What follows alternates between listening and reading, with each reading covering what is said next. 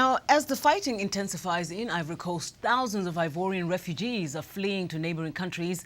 VOA's Paul Ndiho has more on the rising humanitarian crisis.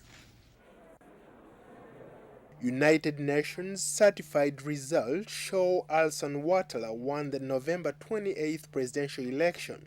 Forces loyal to Mr. Ouattara are battling to forcefully remove incumbent President Laurent Gbagbo, who refuses to step down.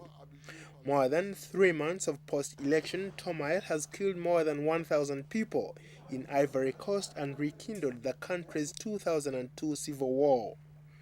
Hundreds of thousands of Ivorians have taken refuge in neighboring countries, prompting Liberia to set up refugee centers in collaboration with the United Nations Refugee Agency, UNHCR.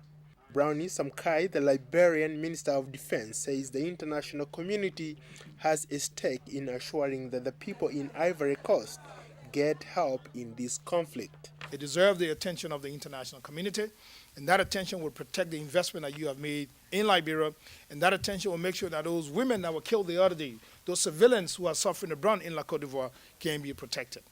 Liberia stands very firmly in supporting the ECOWAS position. Liberia stands very firmly in supporting what ECOWAS has decided.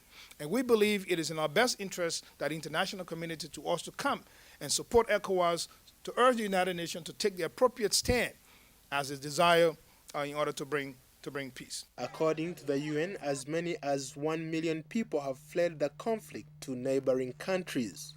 Aid agencies across the region are appealing to the international community to increase donations to help the refugees. Many of those arriving in Liberia and other countries have very little with them. In Togo, the situation is similar.